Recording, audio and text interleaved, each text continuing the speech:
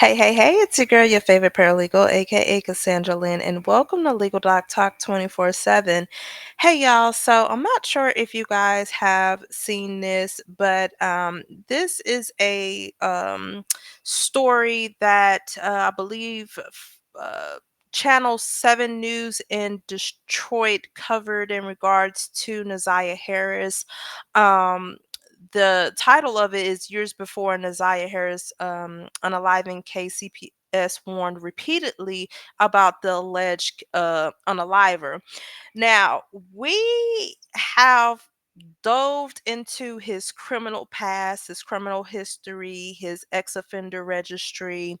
And we have talked about how we don't understand how it is that this man has been able to live in a home or even just visit a house with minors present when it clearly stated on the ex offender website that he has to have no contact, not even be around any schools that have minors.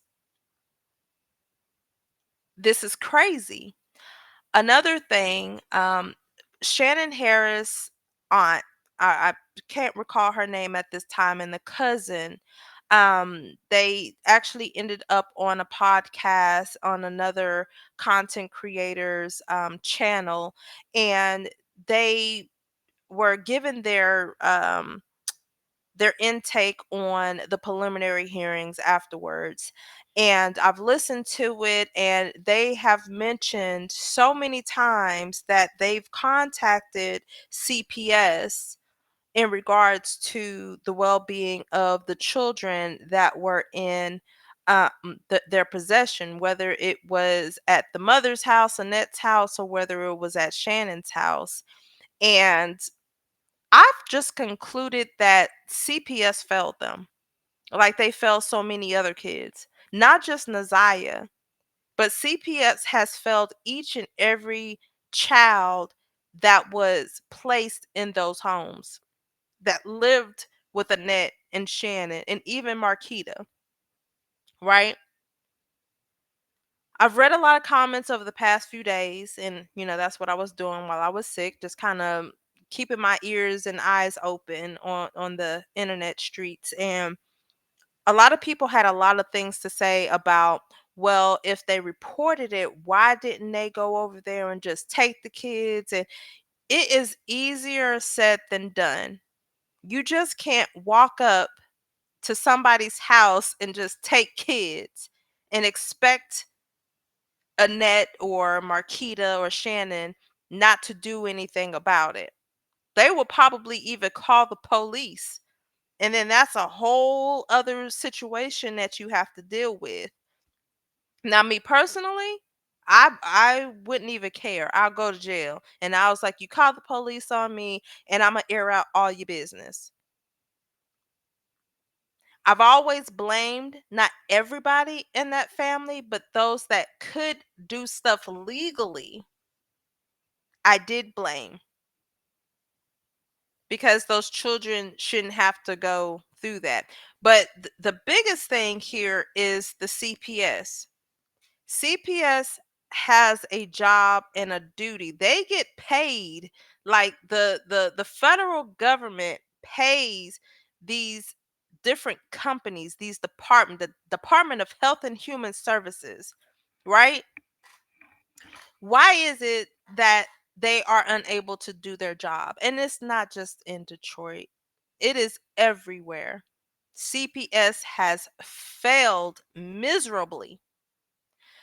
Before I get back into everything else, I want you guys to pay attention to this video, and we're going to read. I was able to screenshot parts of the um the CPS report, just one of the many reports that was submitted to CPS. I don't know what their guidelines or their policies are, but it's sad when people are telling you that there is a ex-offender around minors and they did nothing.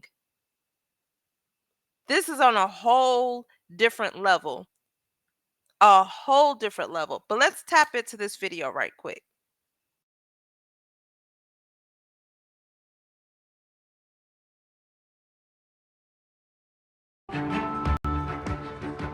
Right now, Jarvis Butts is awaiting trial for the murder and sexual abuse of Neziah Harris. After listening to days of testimony last month, a judge called Butts a monster and said that opportunities to protect the 13-year-old girl were missed.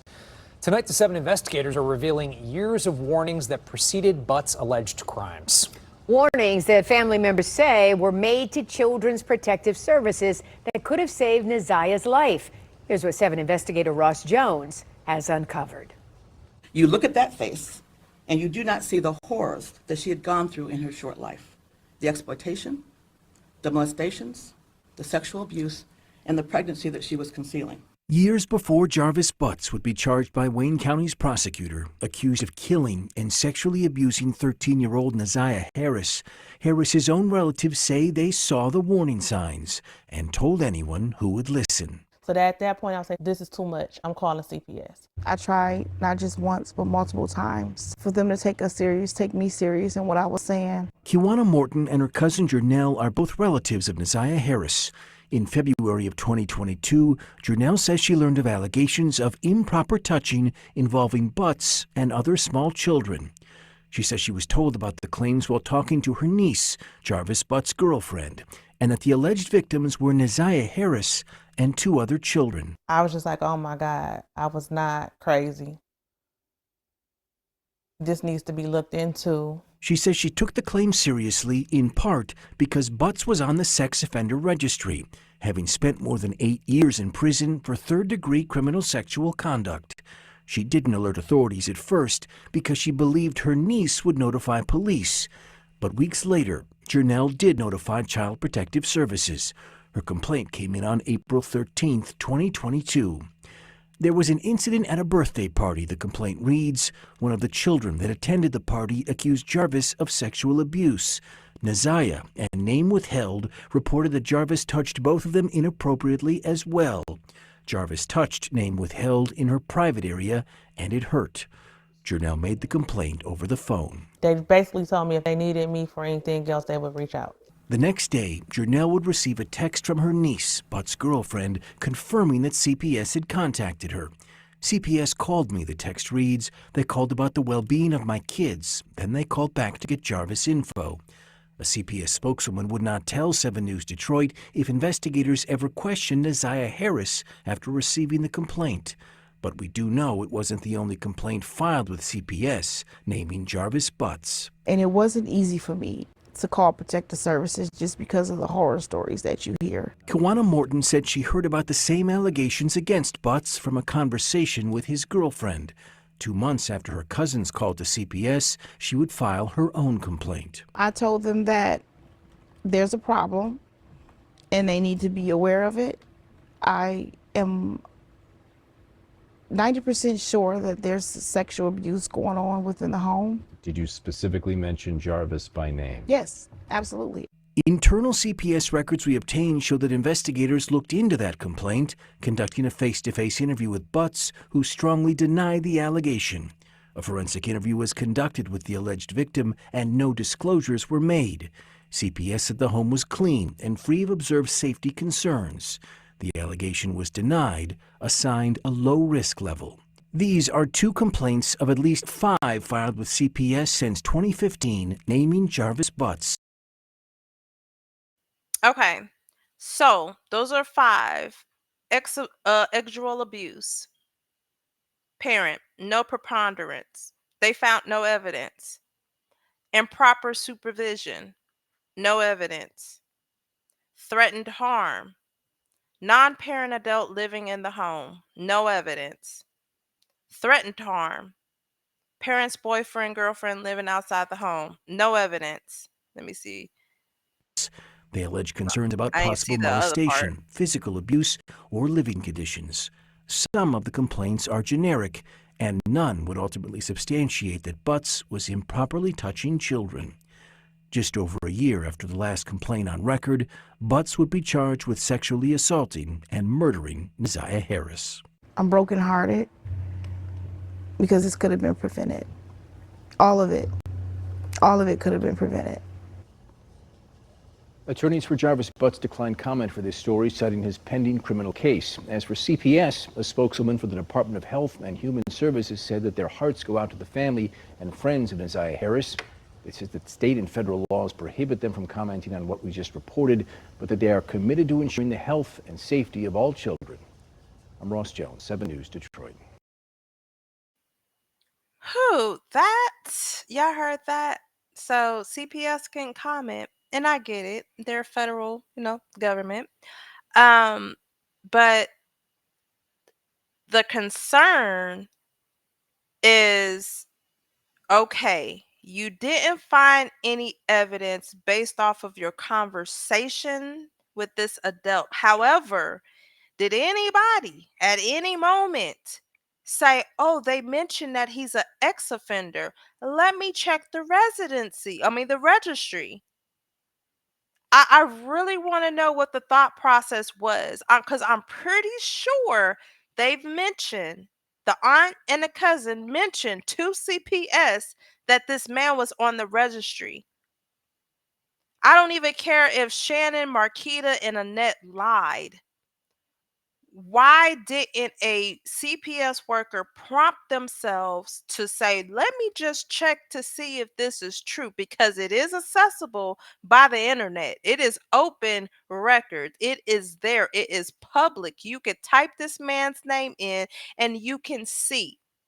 That would be the first thought process. If I was at CPS and I get wind of somebody inappropriately touching children or even inappropriately saying anything about kids, the first website I'm going to run to is the X registry. Then I'm going to do a public record search on you, which is also open. It is public records. You can go onto the county website, type in their name, pull up their records, and you can see. And then if I don't find anything from either one of those websites, I am still going to do my due diligence to ensure that those children are okay. This is wild. Like, background check, everything could have told you about this man.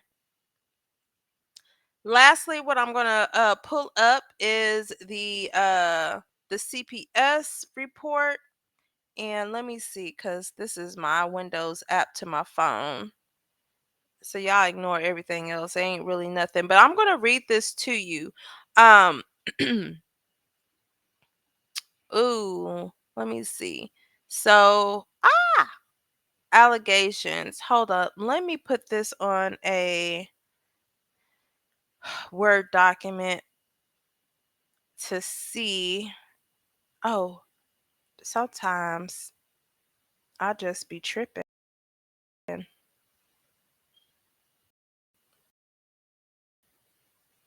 Oh man, if I could share to my.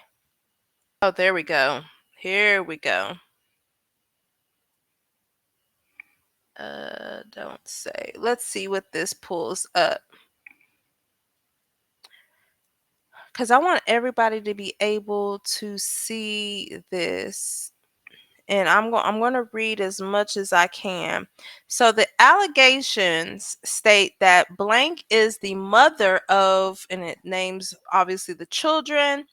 And then it says Jarvis is the father of and lives outside of the home. Neziah is the niece of blank and lives outside of the home.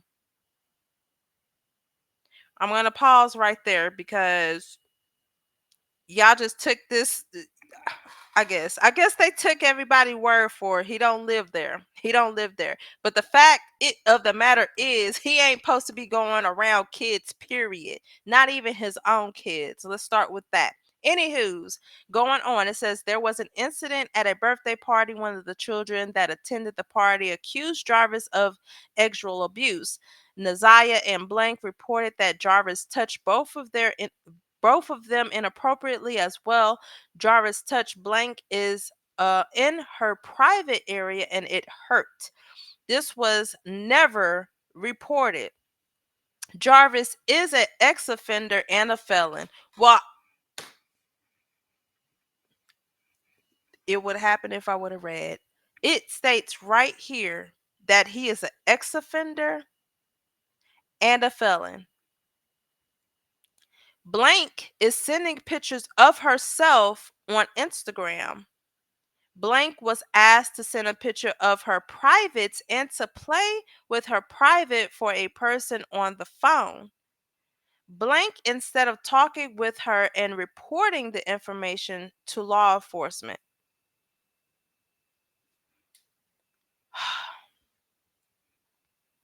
After all that, based on the investigative findings, there is not a preponderance of evidence to support the allegation of sexual abuse for blank by blank. Face to face interviews were conducted with both parents.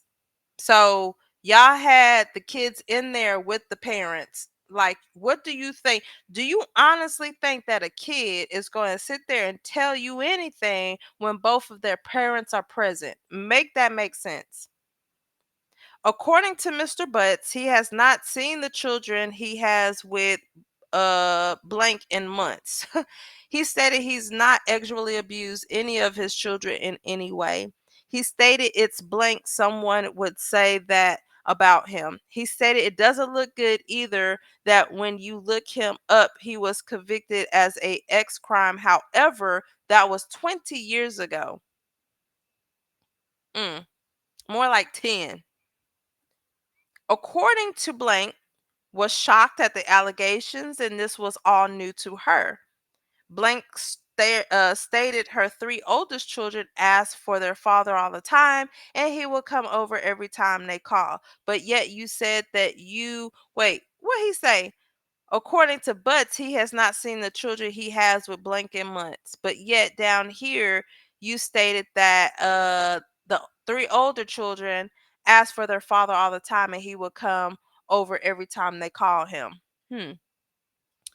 She even stated that she and Mr. Butts have an open visitation policy. Blank stated has never come to her with any accusations against her father, and neither have any of her other children. MDHHS sent a link to the Wayne County prosecutor and Detroit PD. MDHHS completed a referral to Kids Talk for blank and blank, was forensically interviewed. There were no disclosures. The home assessment was completed. The home was clean and working utilities and adequate supply of food and was free of any observed safety concerns. What does any of that have to do with somebody being sexually abused? Safety plan. A safety plan was not created due to Mr. Butts not agreeing to be separated from his children. This case will be denied as category 4 with a low risk level. No one will be placed on central registry. The family was provided with the DHS 1450, publication 137, and a list of resources that can be used throughout Macomb County. I'm shocked because what?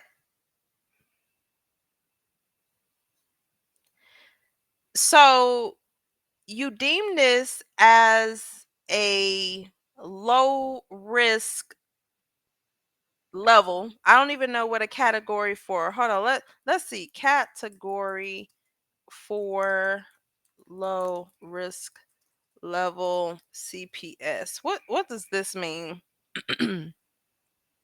Oh, hold on. Let me share my screen so we all can, you know, gather all this information. In the context of CPS, Category 4 classification indicates a lower risk level, meaning while there wasn't enough evidence to confirm child abuse or neglect, the agency still recommends community services to address potential future risks to a child. I'm absolutely baffled at this part. I don't know what to say. Um, will CPS ever be under investigation? I don't know. Will they be called to the stand? Probably. The CPS workers who did the investigation, probably. Will they get any type of penalty or be charged with anything? Probably not. Because if that was the case, a lot of these CPS workers will not have a job and be locked up because they failed a child. But this is unacceptable. And just as much as Jarvis being blamed, there are so many other adults that should go down with him as well. Y'all let me know what y'all think about this in the comments below. Don't forget to like, share, and subscribe. Until then, you all be blessed and I'm out. Bye.